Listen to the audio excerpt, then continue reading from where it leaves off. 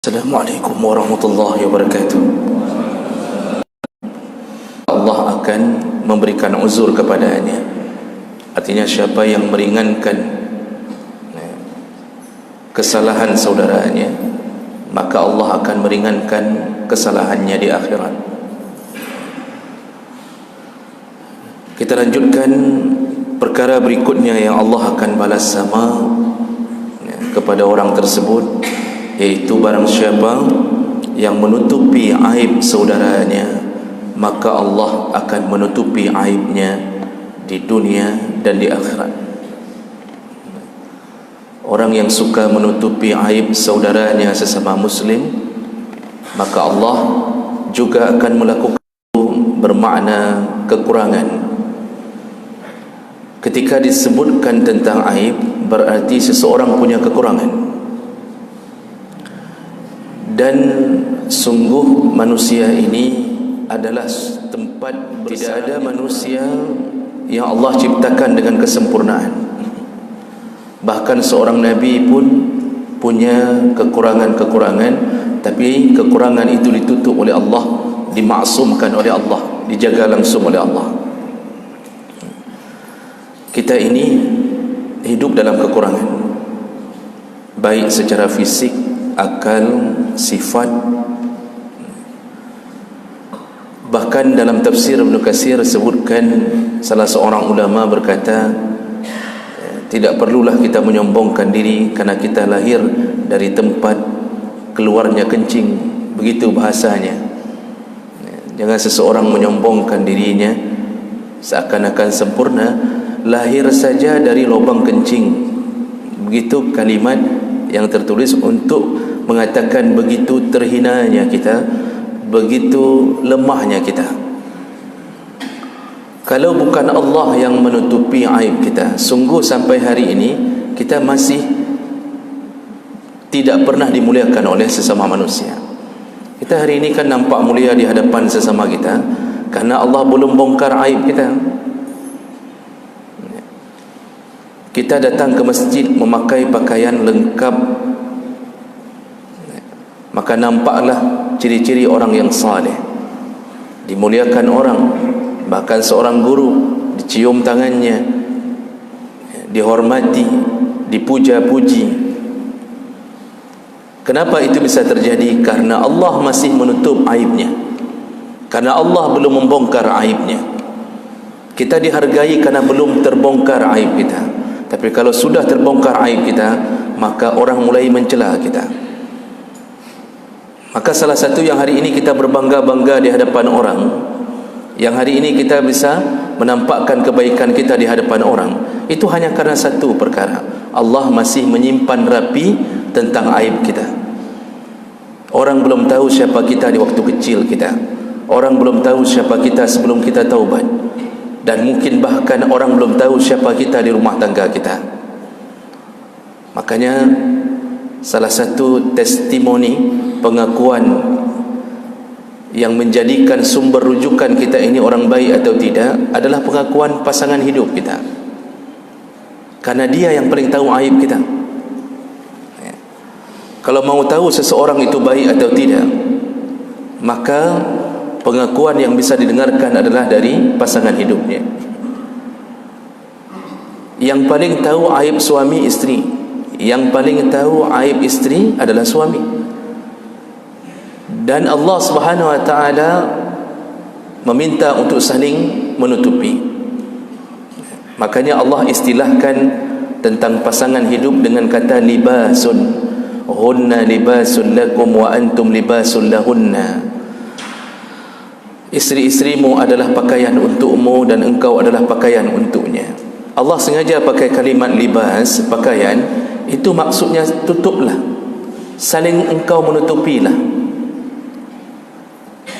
Jangan suami membuka aib isteri, isteri jangan buka aib suami. Seakan-akan kita membutuhkan pakaian untuk menutup aib kita.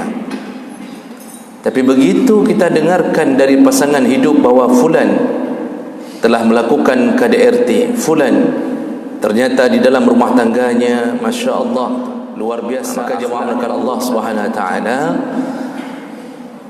Kita ini punya aib, semua kita, siapapun dia, baik jamaah pengajian ataupun gurunya, baik ulama manapun, pasti punya aib. Pasti. Besar tidaknya aib itu sesuai dengan ilmu dan iman. Tetapi ketika kita punya aib, maka janganlah kita merasa hanya orang lain yang punya aib. Di saat kita menyadari bahawa kita semua punya aib, janganlah merasa bahawa aib itu hanya ada pada orang lain, sehingga pekerjaan orang-orang yang kurang ilmunya, kurang imannya adalah membongkar-bongkar aib orang lain, padahal dia sendiri juga dipenuhi dengan aib. Maka muncullah pepatah, kuman di seberang lautan nampak, gajah di pelupuk mata tidak nampak.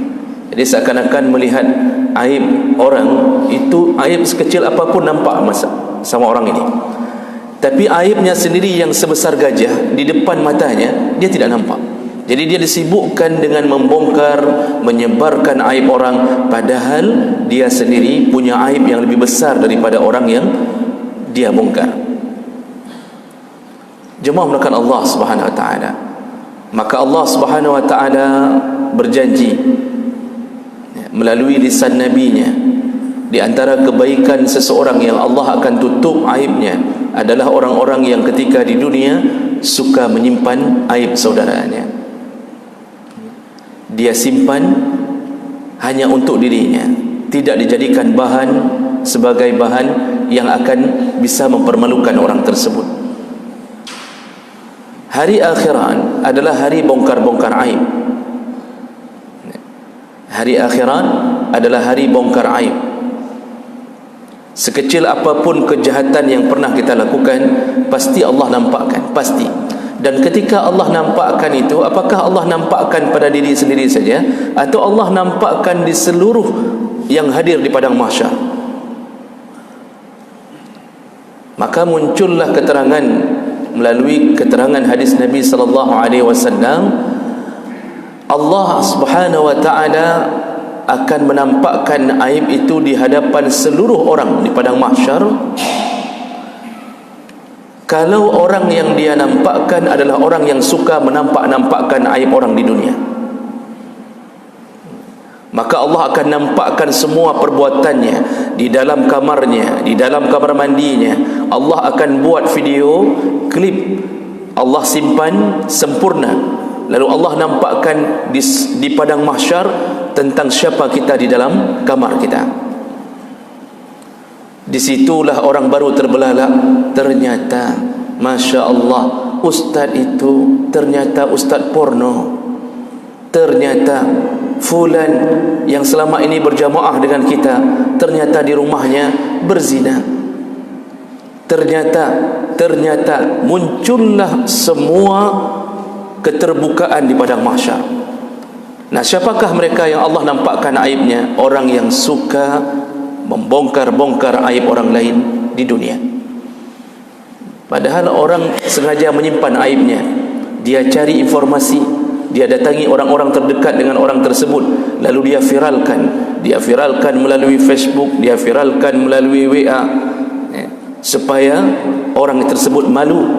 Maka model orang ini tunggulah di akhirat. Karena pada dasarnya semua kita tidak suka kalau dibongkar aibnya. Tidak ada yang suka. Bahkan yang bukan aib pun kita tidak suka.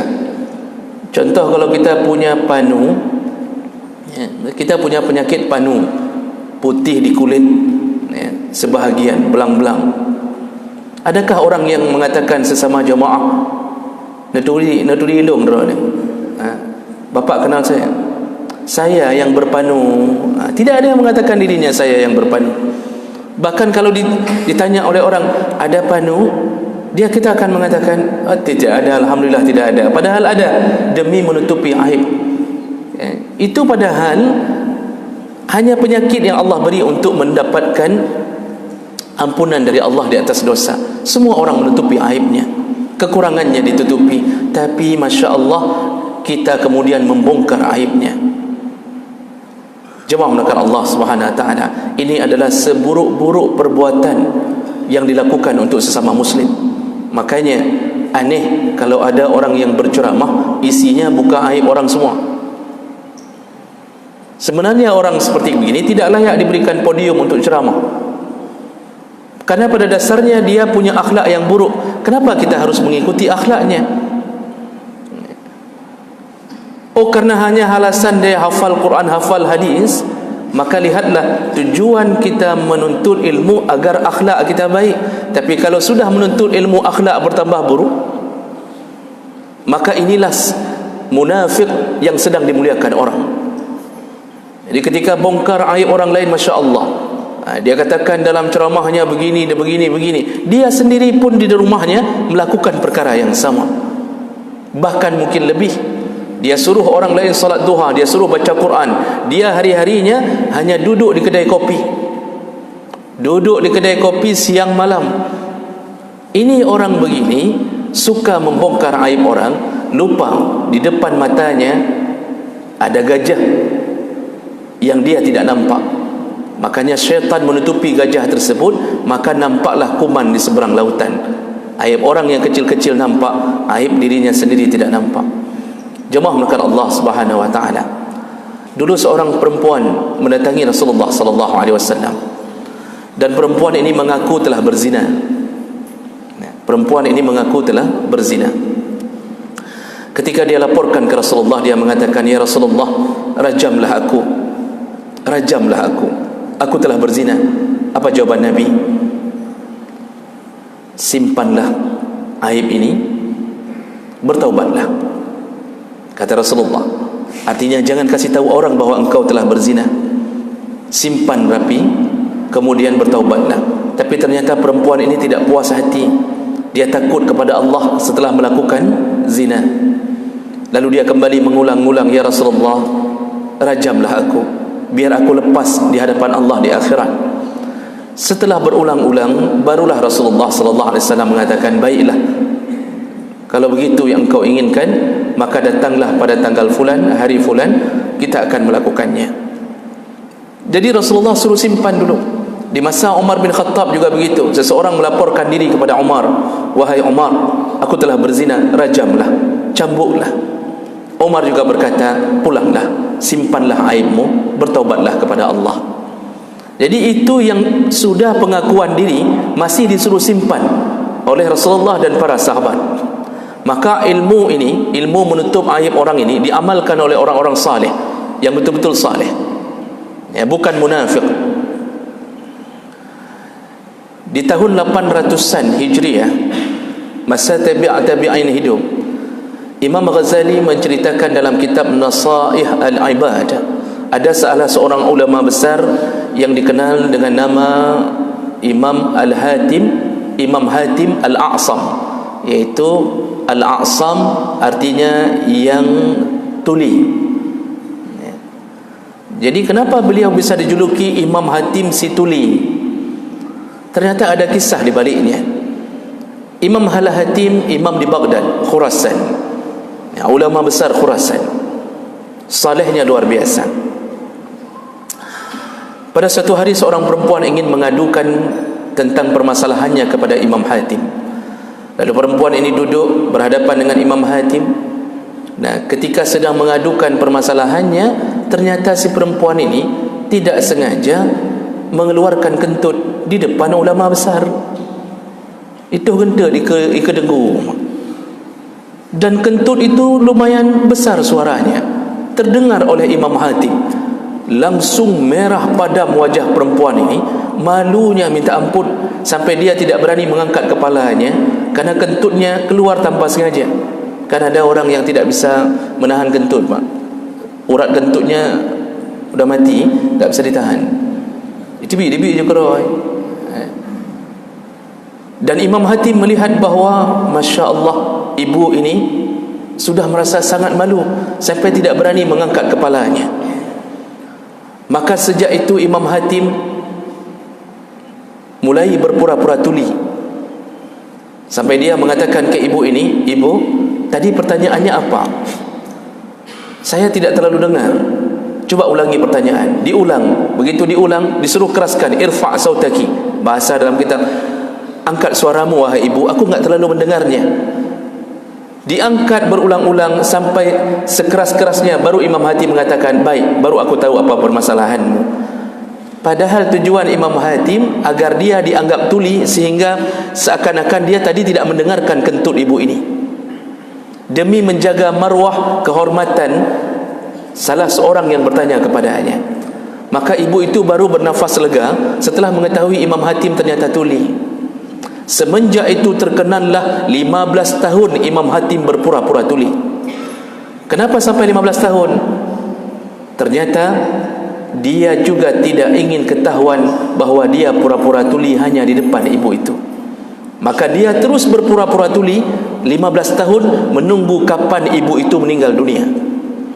Maka ditunggulah sampai meninggal dunia ibu itu, baru dia kembali mengatakan ke seluruh sahabatnya, sebenarnya aku tidak tuli, tapi aku ingin menutupi aib seorang perempuan yang telah kentut di hadapanku. Subhanallah, akhlak seseorang, akhlak ahli surga.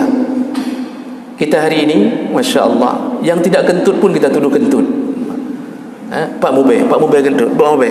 Ini pasti yang tidak kentut, yang orang tidak melakukan aib pun kita tuduh aib. Maka lihatlah akhlak seseorang.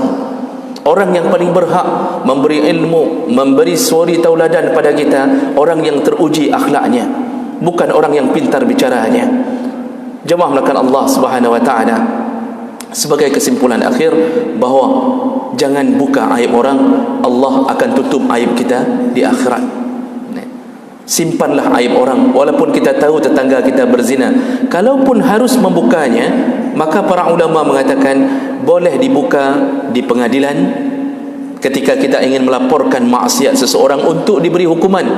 Jadi bukan bermakna setelah pengajian ini, okey, sabu-sabu kita tidak lapor, yang anak kos berzina kita tidak lapor, semuanya kita tidak lapor.